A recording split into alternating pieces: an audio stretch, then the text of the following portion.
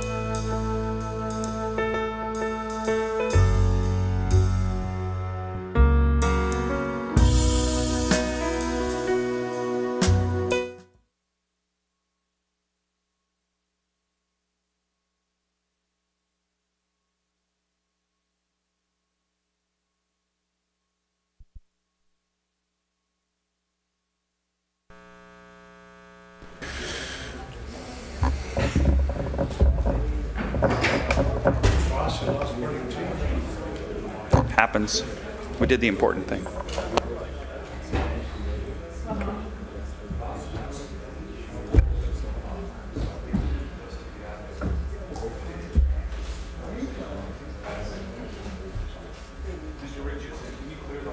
Oh, sure.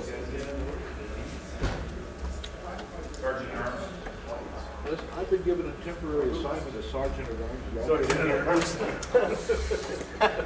We're having an argument about local berries.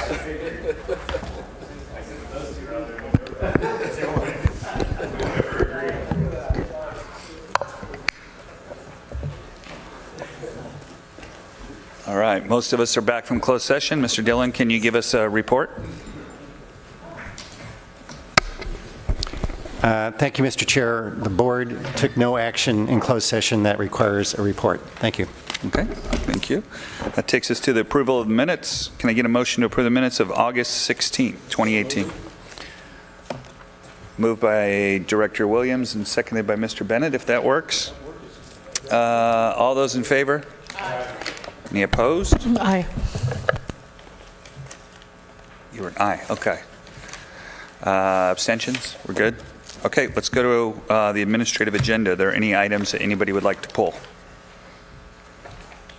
Are there any items that the public would like to pull? I have no speaker slips. No speaker slips. Can I get a motion to move the... Mr. Chair. Oh, yes, sir. I need to make an announcement on item 8.8. Yes. There was a new law passed in 2017 that requires whenever a board takes action to increase the compensation or benefits for your executive officer, there has to be a verbal announcement during the hearing to that effect. So A8 is a broad matter that it's an MOU that increases the, it's the amendment to the management personnel benefits policy, and it's providing a cost of living increase of the salary of all management and confidential unrepresented employees, including the control officer, by 2% effective September 10, 2018, and 3% effective July 1, 2019.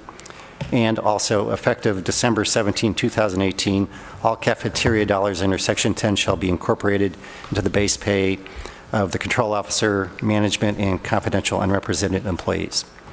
That concludes my comment. Okay, and we can rope that all into one motion with the administrative agenda. Okay, so it's been moved by Director, do we have a motion yet on the administrative agenda? Director Richardson, second by Director Sierra. All those in favor? Aye. Any opposed? Okay, passes unanimously. That moves us to public comment period. Do you have any requests to speak? No speaker slips. No requests to speak from the public. Okay, we will move on to the director's report. All right, thank you very much. I have 4 items I'd like to bring to your attention. First off, I have a PowerPoint image.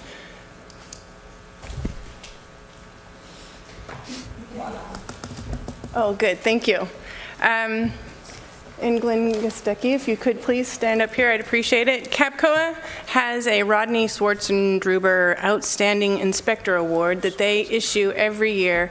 They select from the 35 Air District from a list of recipients to announce or to recognize the hard work that happens out in the field with each of the air districts. And I'm very proud to announce that one of our staff member, Glenn Gostecki, was recently awarded this award for his outstanding inspector skills and responsibility. It was conducted on October 4th at the CAPCOA Enforcement Managers Committee, and this is an image of the PowerPoint presentation or of the event itself. Glenn's joined here with another inspector from Monterey and another inspector from San Joaquin Valley, I believe. So they had 3 different awards to highlight this year. It's an annual award. It was created in honor of an inspector who gave his life in the line of duty and was a way of recognizing inspectors throughout California for their exceptional performance and significant contributions that have benefited air pollution control efforts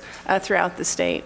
A lot of times these are tough times out in the field. You never know exactly what you're going to get into, and a lot of what they do goes unnoticed. So it's very nice to have this opportunity to recognize Glenn. for his outstanding performance and significant contributions. During his 29-year career at the district, Glenn has made countless contributions to his investigation of complex facilities and complaints, led the role in our burn program and a safety program, as well as our mutual settlement officer. So please join me in congratulating Glenn in this accomplishment.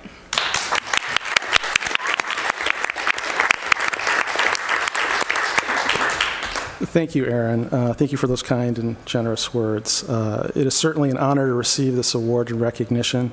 I greatly appreciate it, but I am particularly grateful for the leadership, the unity, and the focus you have brought to our agency these last couple of years. You've emphasized the values that serve the foundation of our mission. You've empowered staff, and you've ensured that everyone is accountable to high standards and inscrutable ethics. Thank you for energizing our agency and moving us forward. I also want to thank our compliance manager, Caitlin McNally, and our compliance supervisor, Eric Kett, for nominating me for this award. It's an honor and a delight to work under their principled and wise direction. Having earned your approbation means more than any recognition. I've worked at the APCD for almost 30 years. And it's been my privilege to work alongside individuals who are experts in their field, humble, talented, ethical people who motivate and inspire me every day. The people I've worked with in the past would be very, very proud of this current group. They are very special people dedicated to doing the right thing and doing things the right way. So I'm honored today. Thank you very much. All right. Wow.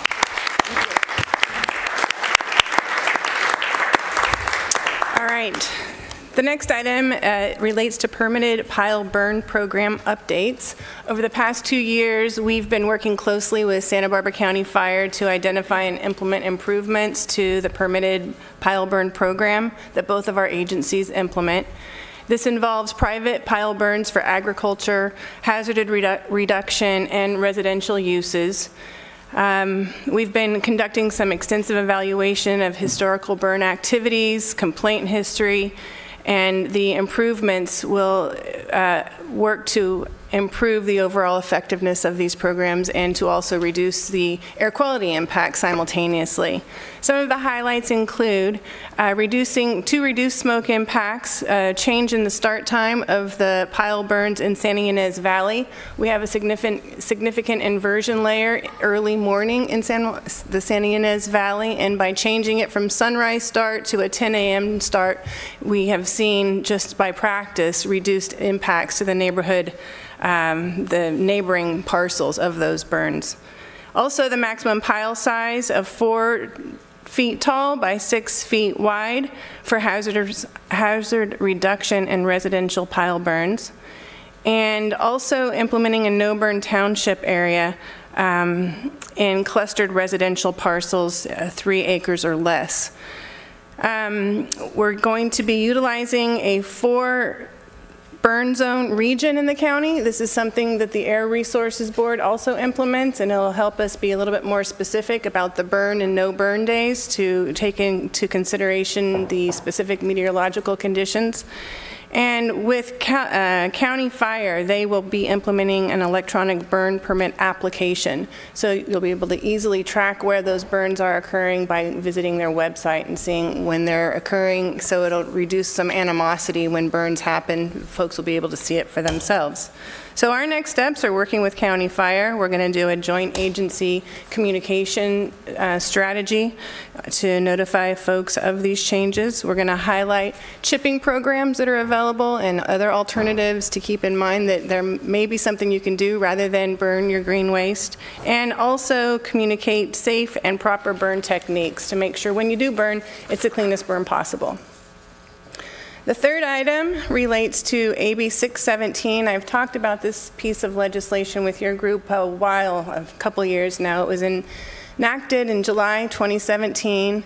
It's referred to as the California Community Air Protection Program. It's a significant piece of legislation that's changing a lot of what we're doing statewide to address air quality.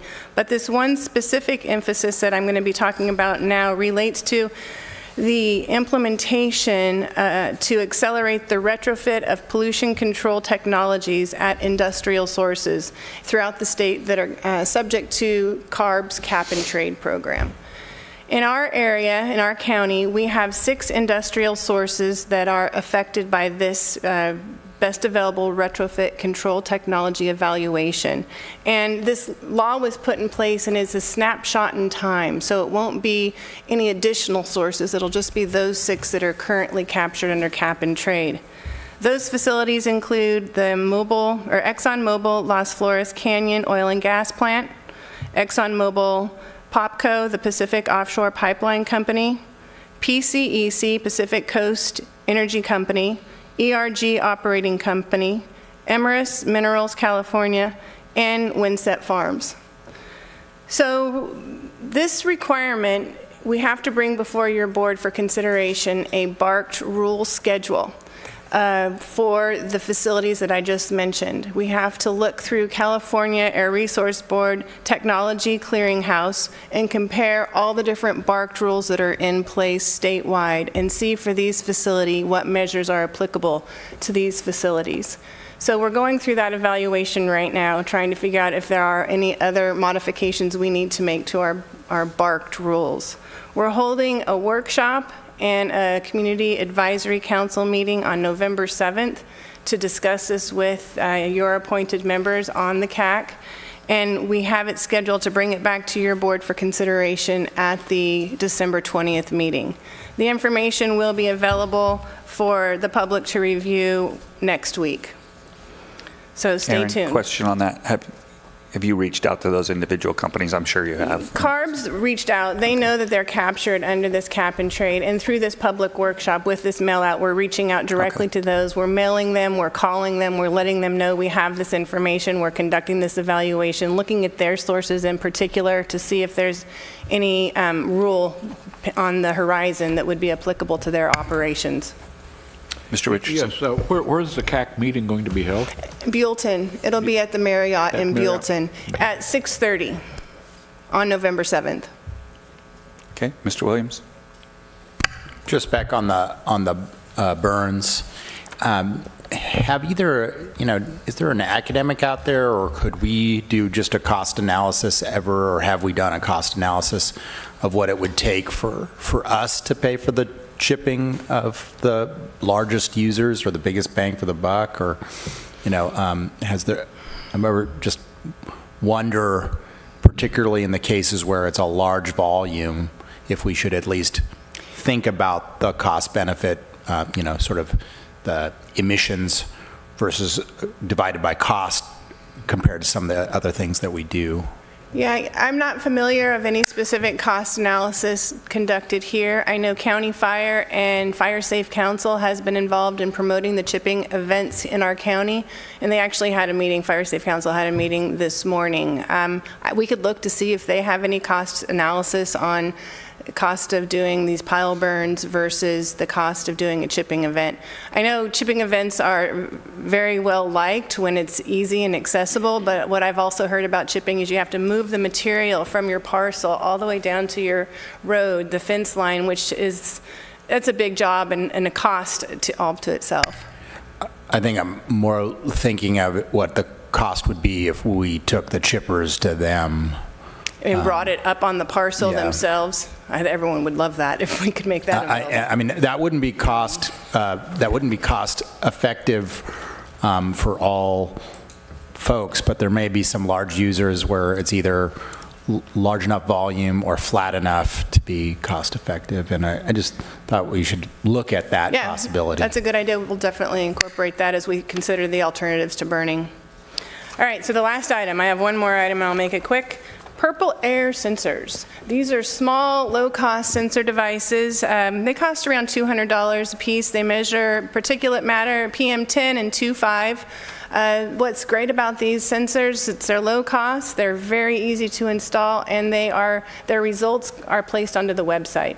So we're seeing more and more of these purple air sensors cropping up throughout our county. We have a few that we're actually co-locating at our own stations so we can get a comparison of how these purple air sensors read as it relates to the federal reference method that we manage.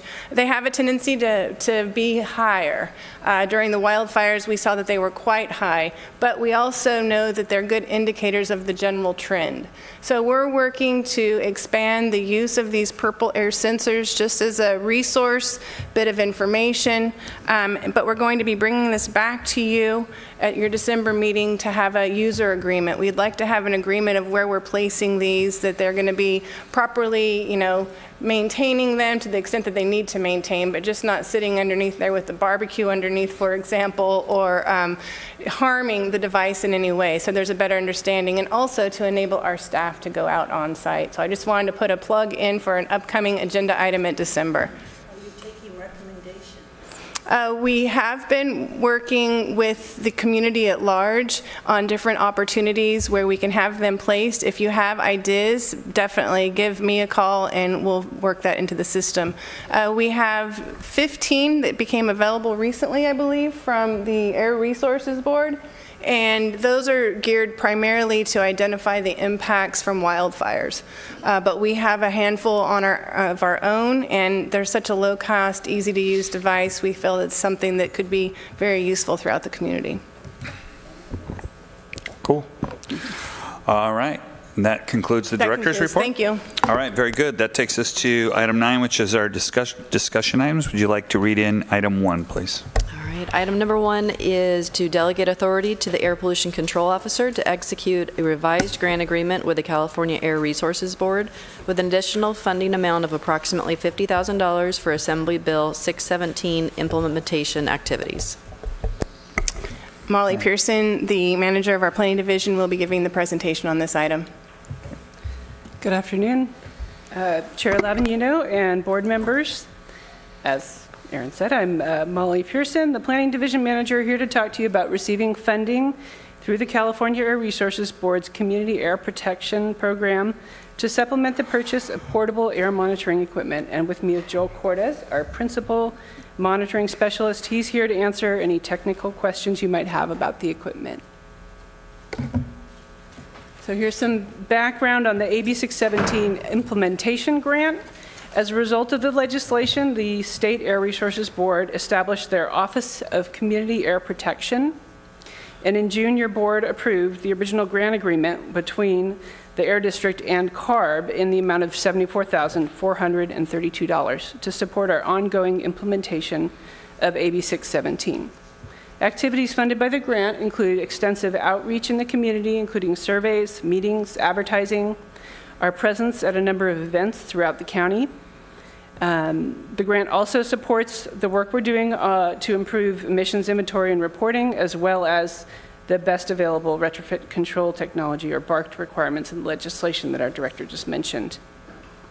So last month we learned that additional state funding was available to support community air monitoring through this program. We had already done some research on the acquisition of a portable air quality monitor, and this funding opportunity came at the right time. We were informed that $50,000 would be made available as additional funding through the AB 617 implementation grant. We've not yet received a revised grant from the CARB, but today we're seeking delegation of authority to the Air Pollution Control Officer to execute a revised grant with additional funding for a portable air monitor. So based on our research, we costed out a portable monitor called an air pointer. It's a secure enclosed unit. It houses sophisticated air monitoring and data acquisition equipment. This unit can measure hydrogen sulfide gas down to a level of 1 part per billion, and also particle concentrations in 2 different size ranges at the same time, both PM10 and PM2.5, as well as meteorological conditions. The equipment inside the unit is highly specialized. It generates data that's comparable to our regulatory monitoring stations. And also the monitor can be upgraded to measure other compounds in the future at an additional cost. This unit can be deployed quickly at locations with adequate security and electrical power. Data from the monitor can be transmitted back to the district in real time and then displayed on our website. The quote we received from the vendor was for just under $100,000 for this particular setup. When we combine it with the $50,000 in funding that we already set aside in the 18-19 fiscal year budget for portable sensors, this grant amendment will allow for full funding of a portable monitor.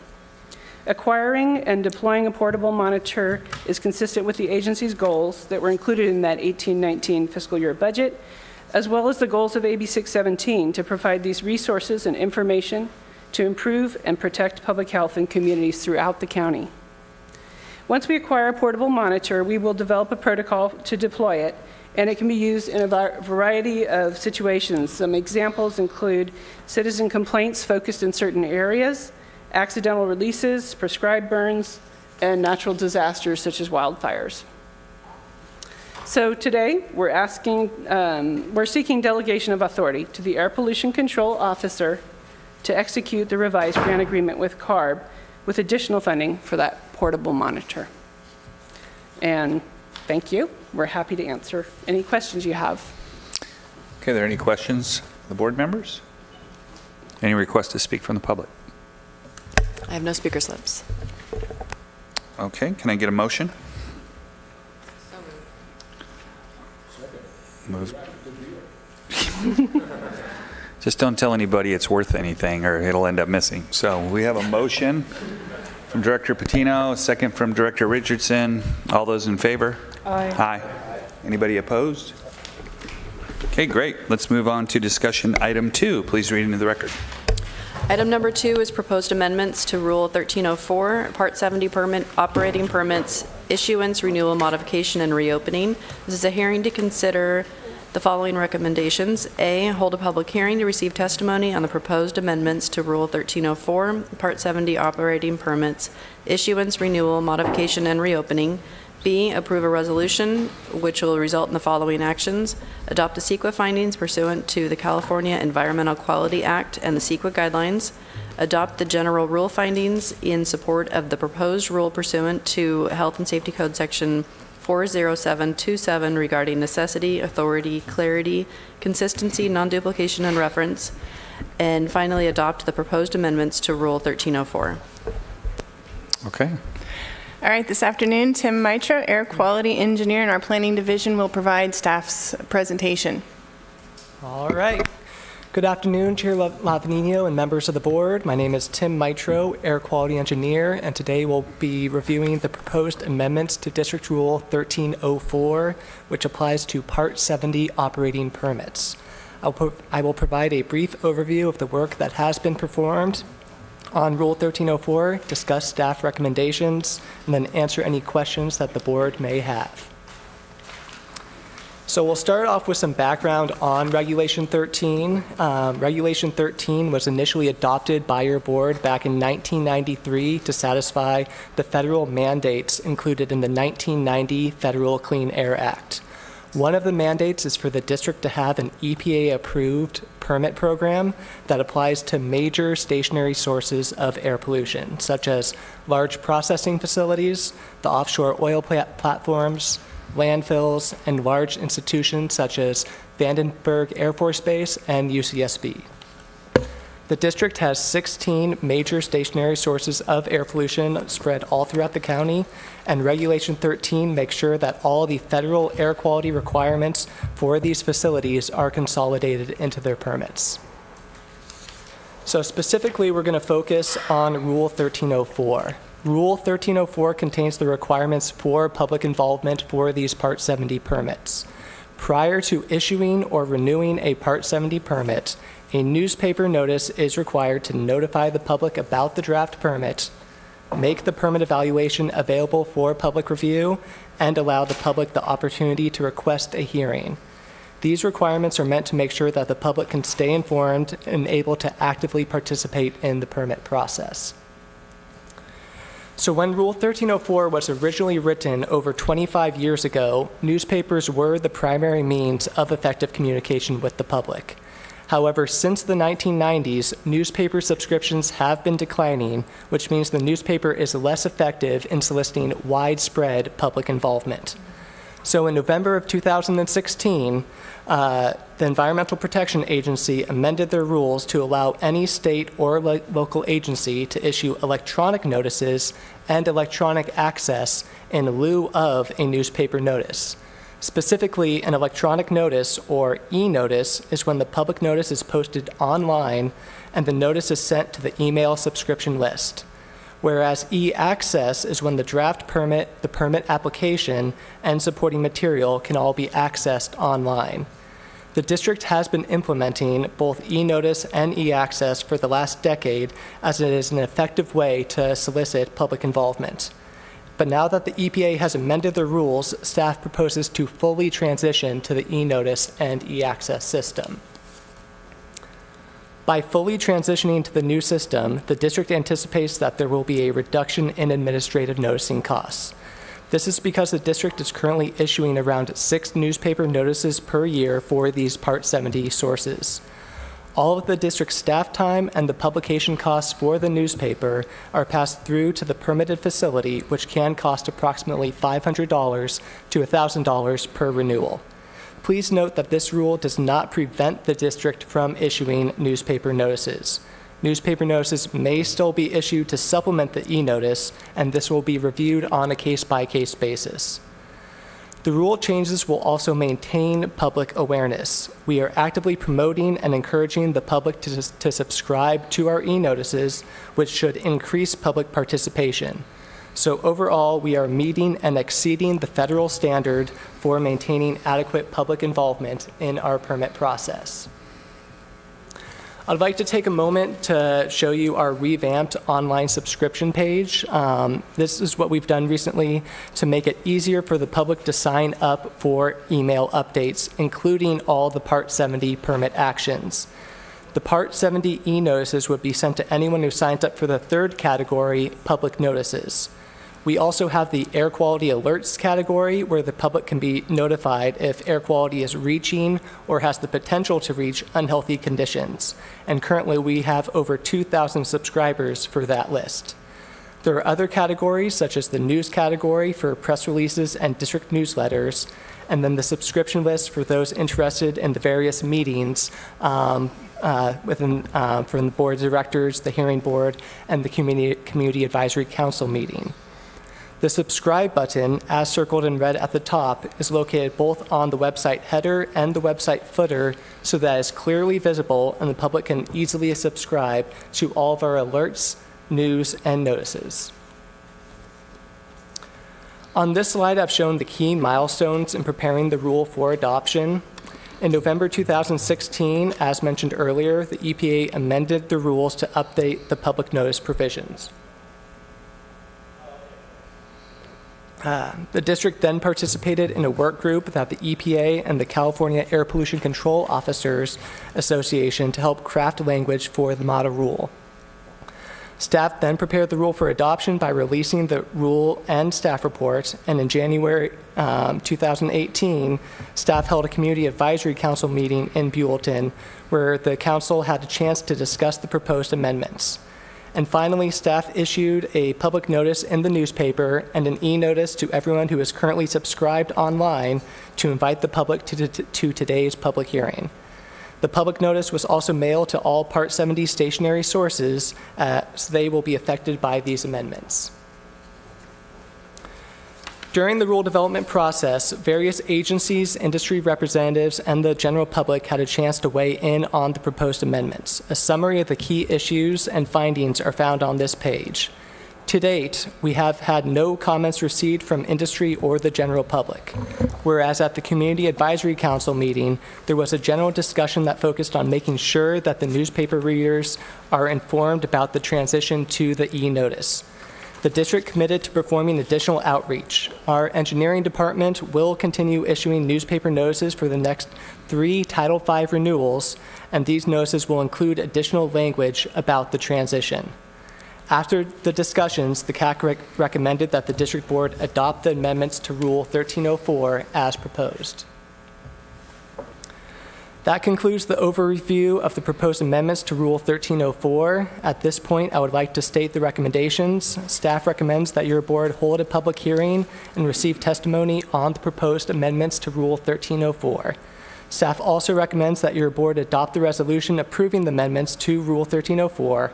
Approval of the resolution will result in the adoption of the California Environmental Quality Act findings, the Health and Safety Code General Rule findings, and the amendments to Rule 1304. And if you have any questions, I'll be happy to answer them at this point in time. Okay, thank you. Mr. Dillon, do we have to officially open a hearing, or is this considered the hearing? This is considered the hearing. Okay. Is there any comments from directors, board members? Seeing none? Yes. Director Murillo. Thank you. So are we, Mr. Mitro, other agencies are moving on this trend in general? I used to work for the newspaper business, so I'm kind of a little sad, but but if you think the public is consuming information this way? More so electronically. It's much easier to send out the e-notices directly to their inbox than for the public to look in a Sunday newspaper and find it in the public notice section there. Okay, thank you. Okay, are there any comments from the public? I have no speaker slips. No speaker slips. Okay. Did we send this hearing out in a newspaper? Or, yes. Okay, so that's why we have no public comment. All right. Okay, so I will receive a motion. Open for a motion. I would like to make the motion because it's about time. Director Hartman makes the motion. Seconded by Director Sierra. All those in favor? Aye. Aye. Any opposed? Great. Motion passes. I think that takes us to adjournment, and we will meet again. Oh, do you have to make an announcement about rebroadcast, or do we do that? Okay, we don't do that. We're adjourning, and we will be back at 1 o'clock on December 20th in Santa Barbara. Right? December 20th? I know.